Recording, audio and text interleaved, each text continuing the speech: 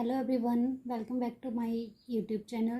Dear students, हमने अपने last video में देखा था कि किस तरह से डायमेंशनल एनालिसिस का यूज़ करके आप कन्वर्ट कर सकते हो one system of unit into other.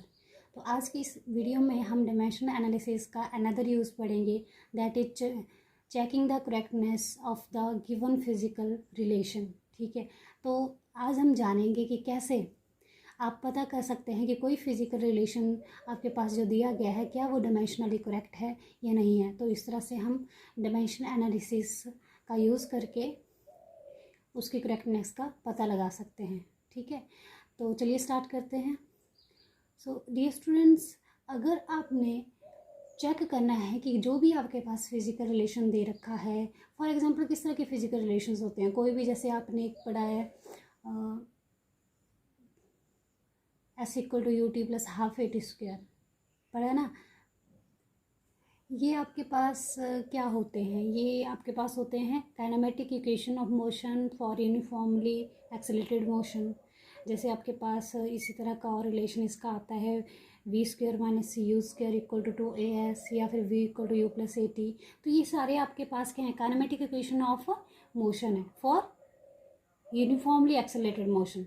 ठीक है, तो इस तरह के और भी रिलेशंस हैं जो भी हम फिज़िक्स में अप्लाई करते हैं, डिफरेंट तरह के लॉज पढ़ते हैं, उनके कुछ रिलेशंस दिए गए होते हैं। तो इसी तरह से ऐसे ही रिलेशंस की हम करेक्टनेस का पता करेंगे कि ये जो रिलेशन बनाए गए हैं क्या वो डायमेंशनली करेक्ट हैं या नहीं है। ठीक है, तो चलिए जानते हैं किस तरह से कौन से स्टेप्स आप अप्लाई करके आप जान सकते हो कि करेक्टनेस का पता आप कैसे लगाओगे। ठीक है, सो to check the correctness of the given physical relation among various physical quantity, the following steps are followed. Okay, तो आपका फर्स्ट स्टेप क्या रहेगा, write the dimensional formula of all physical quantities in the given relations। जो भी आपके पास relation दिया गया होगा उसमें जो भी फिजिकल क्वांटिटीज़ इंक्लूड होंगी, उन सारी फिजिकल क्वांटिटीज़ के पहले तो आपको डायमेंशनल फार्मूला पता होने चाहिए, उनको आप लिख लेंगे। ठीक है, सेकंड स्टेप देखिए। अब सेकंड स्टेप में हम क्या करेंगे, right the dimensional formula in sequence below the given physical quantities in the given relation और फार्मूला। ठीक है, तो जो भी आपके पास फिजिकल रिलेशन फार्मूला दिया गया उसको लिखो, उसके नीचे जिस तरह से उस फार्मूला में फिजिकल क्वांटिटीज़ लिखी गई हैं उसी के अनुसार आप उनके डायमेंशनल फार्मूला भी लिख दो। कैसे लिखने हैं, सीक्वेंस में लिखने हैं। ठीक है, तो ये आपका सेकंड स्टेप रहेगा। इसके बाद आप क्या करेंगे, डायमेंशनल फार्मूला आपने लिख लिया, सीक्वेंस में लिख लिए, लेफ्ट हैंड साइड जो चीज़ लिखी गई थी उसको लेफ्ट हैंड साइड लिखना है, जो चीज़ आपने राइट हैंड साइड लिखी थी तो राइट हैंड साइड के डायमेंशनल फार्मूलाज आपने लिख देने हैं। ठीक है, फिर थर्ड स्टेप में आप क्या करेंगे, apply the principal of homogeneity. तो सबसे पहले तो आपको ये पता होना चाहिए कि जो प्रिंसिपल ऑफ होमोजेनिटी है वो क्या है। ठीक है, तो according to this principle the dimensions of the fundamental quantities of two sides of a physical relation must be same.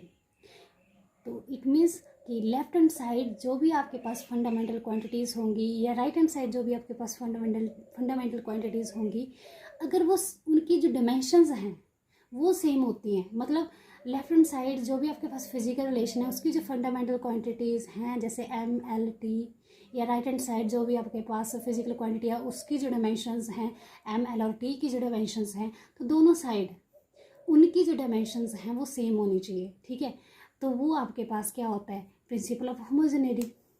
तो by applying principle of homogeneity next आपने क्या चेक करना है, आपने चेक करना है if the dimensions of the fundamental units जैसे M L T of both sides of the formula are same, then the given relation is dimensionally correct.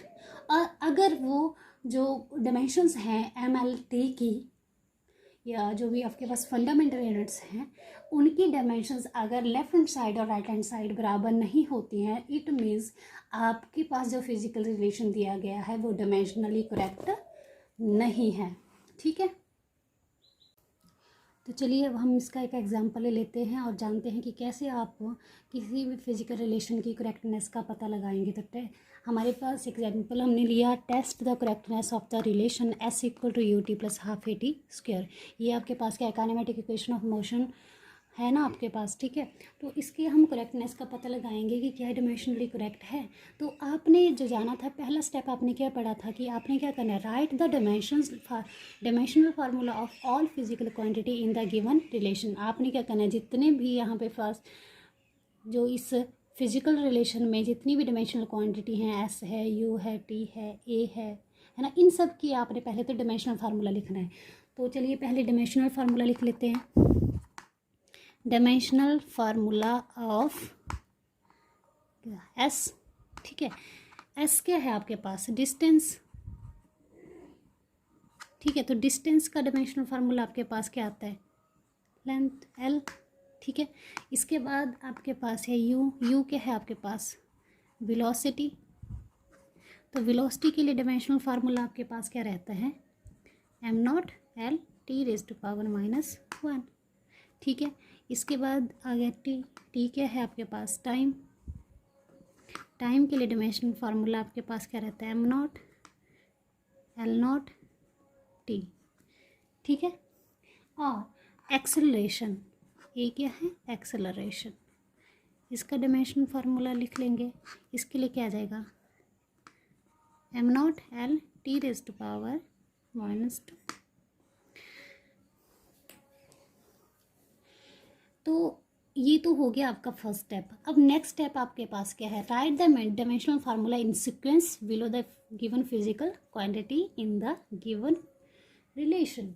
तो आपने क्या करना है, अब स्टेप 2 में जो भी आपके पास डायमेंशनल फार्मूला जो आपके पास फिजिकल रिलेशन दे रखा है, अब हाँ यहाँ पे एक चीज़ ध्यान रखना, जो हाफ है, हाफ यहाँ पे कांस्टेंट टर्म है। हाफ क्या है, dimensionless constant is dimensionless constant, ठीक है। तो अब हम लिख लेते हैं जो आपका स्टेप 2 था, स्टेप 2, ये आपके पास स्टेप 1 हो गया, ठीक है।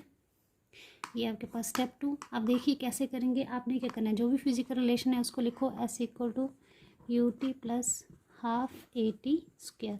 अब जिस तरह से ये आपके पास इसकी यहाँ पे फिजिकल क्वांटिटीज़ हैं, उनके फंडामेंटल फार्मूला यहाँ पे लिख लो, ठीक है।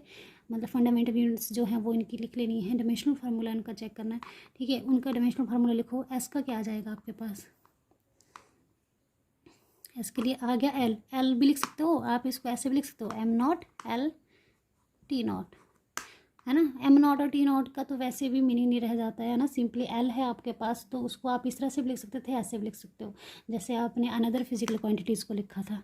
अब देखिए जो वेलोसिटी है, वेलोसिटी का डायमेंशनल फार्मूला आप लिख लेंगे, कितना था आपके पास, M naught L T raise to power -1 plus जो हाफ था वो तो डायमेंशनलेस था, तो उसकी तो डायमेंशंस कोई नहीं आएंगी यहाँ पे। अब ए की लिख लेते हैं, एक्सेलरेशन की क्या आ जाएगी, M naught L T raise to power -2। इसके बाद आप टी की लिख लेंगे, टी स्क्वेयर था आपके पास, तो आप M naught L not T की पावर 2, इस तरह से हमने लिख लिया। बाकी की पावर तो 1 नहीं थी आपके पास। अब देखो यहाँ पे तो ये सिंपल अकेला एल एल ही है ना, इसका मतलब एम नॉट और एल नॉट का, तो यहाँ पे क्योंकि इनकी तो कोई डायमेंशंस है नहीं, तो जिसकी डायमेंशन है उसको आप लिख रहे हो, ठीक है। यहाँ पे आपके पास क्या आ रहा है,